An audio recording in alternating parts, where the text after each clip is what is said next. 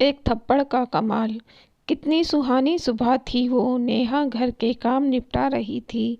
बच्चों के स्कूल और पति के ऑफिस का समय होने वाला था।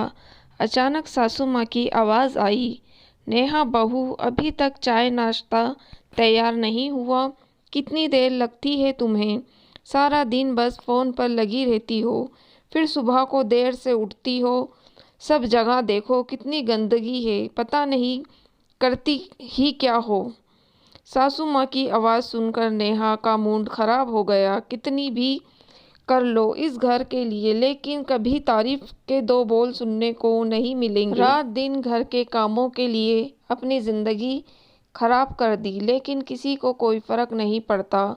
कोई घर के कामों में हाथ तो बटाता नहीं, बस कमी निकालने के लिए तैयार रहते हैं। अभी नेहा रसोई के काम करते हुए गुस्से में बड़बड़ा रही थी कि बेटे ईशान ने आकर उसे घेर लिया। मम्मी, मेरी किताब नहीं मिल रही और ड्रेस भी दे दो। आज स्कूल में प्रोजेक्ट सबमिट करना है तो थोड़ा जल्दी जाना है। नेहा पहले से ही गुस्से में थी। बेटे की बात सुनकर तो गुस्सा सातवें आसमान पर था। तुमसे रात को ही अपनी किताब ढूंढ कर नहीं रखी जाती?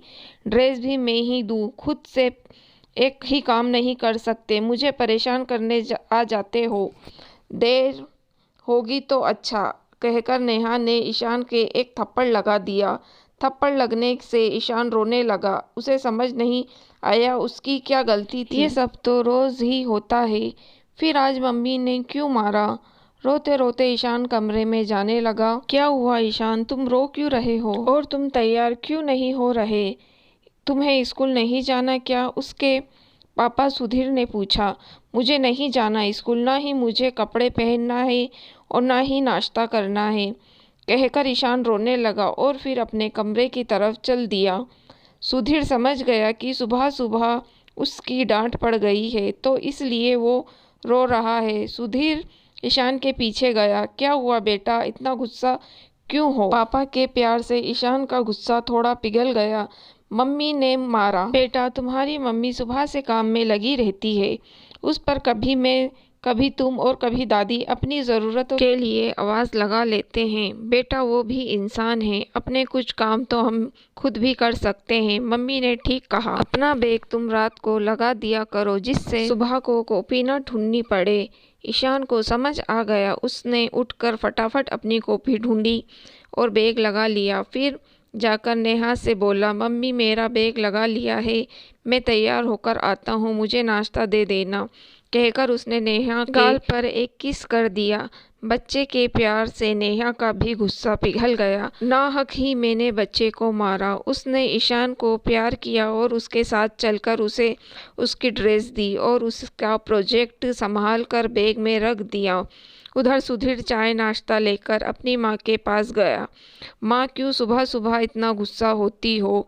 बेकार में तुम्हारा पोता भी पिट गया। चलो गर्मा गर्म चाय और नाश्ता कर लो, तुम्हारी बहू ने बनाया है। नाश्ते में मनपसंद आलू की सब्जी और पूरी देखकर मुक्ता जी का चेहरा खिल गया। सोचने लगी, बहू ने इतना सब बनाया है, थोड़ा समय तो लगता है, उन्होंने बेवजह बहू पर इतना गुस्सा किया। फिर बहू को आवाज़ लगाई, नेहा बहू, अपना नाश्ता भी कर ले, आ जाओ, सुबह से काम में लगी हो, नाश्ता करके काम करना। सास की बात सुनकर नेहा का रहा सा गुस्सा भी खत्म हो गया। मम्मी जी, ईशान को स्कूल बस तक छोड़ आऊं, फिर चाय पीती हूँ, वरना उसे देर हो जाएगी। तू नाश्ता कर, अपने पोते को बस तक आज मैं छोड़ आऊंगी। मैंने नाश्ता कर लिया है, तू बैठकर नाश्ता कर। सासू माँ ईशान को लेकर चली गई। सुधीर जी पत्नी से बोले, क्यों मैडम, गुस्सा कम हुआ या नहीं? थैंक यू पतिदेव, आप ऐसे ही परेशानी के वक्त मुझे संभाल लेते हो। अगर आज आपने पहल ना की होती तो ईशान का स्कूल छूट जाता। और जो तुमने बेटे को थप्पड़ मारा, उसका क्या? ये तुम्हारा उस गुस्से का ही नतीजा है जो सब कुछ आसानी से सुलझता चला गया। देखो, माँ को भी बुरा लगा कि उनके गुस्से की वजह से उनका पोता पिट गया, इसलिए तो वो अपने पोते को छोड़ने गई हैं। अब तो पति को नाश्ता अपने इन प्यारे हाथों से खिला दो। अच्छा, मम्मी जी बाहर गई हैं तो तुम्हें मस्खरी सूझ रही है? ये सब एक थप्पड़ का कमाल है और मैं क्रेडिट तुम्हें दे रही थी। नेहा हंसी।